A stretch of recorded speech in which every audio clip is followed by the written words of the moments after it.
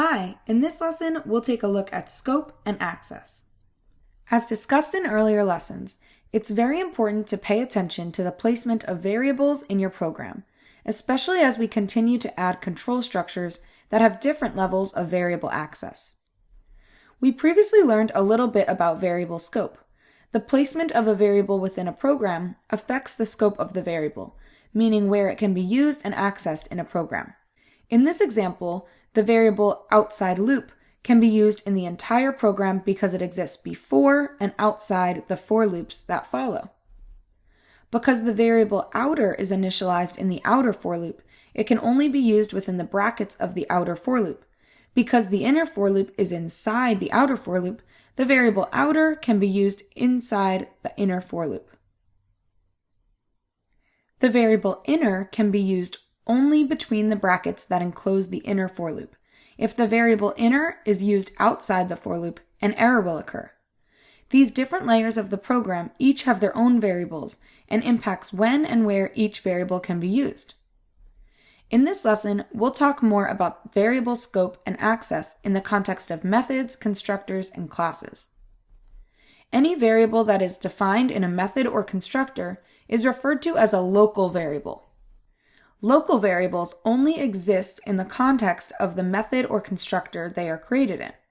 This means that any variable that is declared in a method or constructor cannot be used outside of that method or constructor. Let's look at an example. In the public class example, there are two separate methods that declare variables, result and sum. Both of these are considered local variables to the methods they belong to. Local variables cannot be declared as private or public. This is in part due to the fact that if a method is called, we have to be able to use and access all of the variables and expressions that are used. If we were to change the name of sum in the second method to result, both methods would still work correctly. This is because they exist inside of different methods and thus are two separate instances of the result. An easy way to remember the scope of a variable is to pay attention to the block of code that the variable was declared in. Variables can only be used within the block or curly braces they are found between. Here we have a program with variables that exist in numerous levels of scope. Within the class, the only variable that exists across everything else is the instance variable instance var. Because it is declared in the class file, it can be used in all of the non-static methods within that class. At the next level, we have a method with several variables.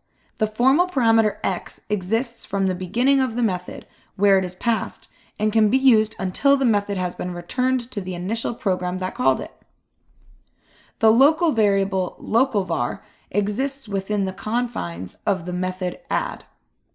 And lastly, the variable I exists only within the for loop that it is initialized. When variables are all given different names, the process of figuring out the scope of each variable can be relatively simple, but when variables have the same name, scope and access become a little more complicated. If two variables have the same name and belong to the same scope, the variable that is more specific or more confined takes precedence over the variable with the more general scope. Let's take a look at how this works. In this example, the variable number is declared in both the class as an instance variable and in the method. When the print number method is executed, the result of the print statement is 10.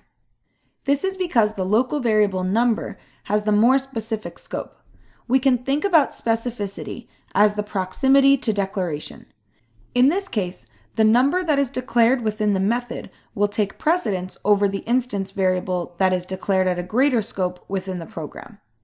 Even if we change this program to accept number as a parameter, the result of the print statement would be whatever number was input into the method. This is because number is being initialized in the method declaration, which is closer in proximity to the method than the instance variable. The only instance where the instance variable will be printed is if there is no new variable declaration within the method or the method signature. In this case, the instance variable is the only existing variable in this scope and is the most specific as a result. We can attempt to avoid scope and access errors by using method decomposition in our programs to best plan out how our programs are going to be written before getting started. Method decomposition is the process of breaking down large problems into smaller subproblems by creating methods to solve the individual subproblems. Rather than tackle a big problem head first, taking a step back to plan out the solution can make our programs cleaner and less error-prone. Let's use an example to illustrate how we can do this in our programs. Imagine we wanted to create a program that asks a user a random trivia question and informs them if they got the answer right or not. At the highest level, what we are going to want to do is create a trivia class that stores all of the trivia information and a program that will execute the class. Rather than focus on building the trivia class, let's focus at the highest level on what we would need to create in order for this program to work.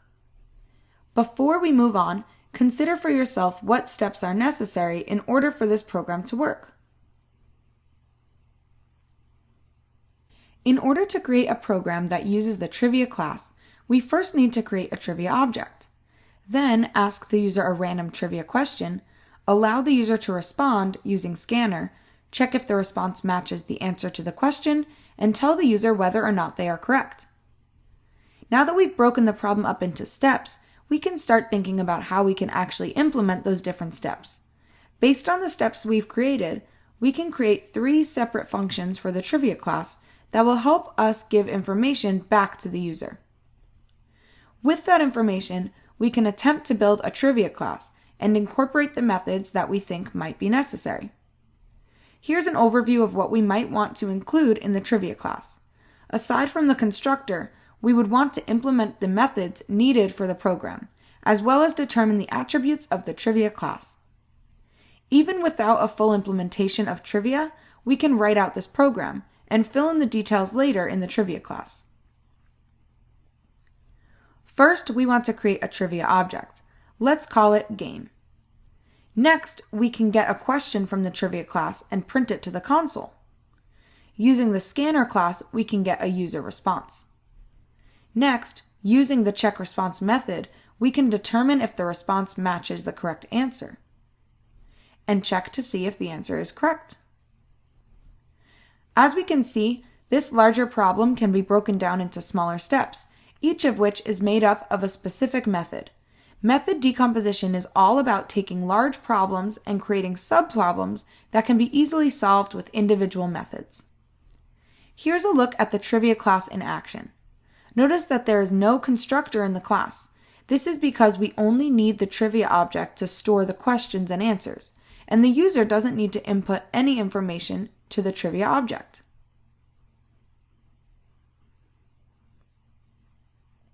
Now that you've learned some more about scope and access, let's get some practice in the CodeHS editor.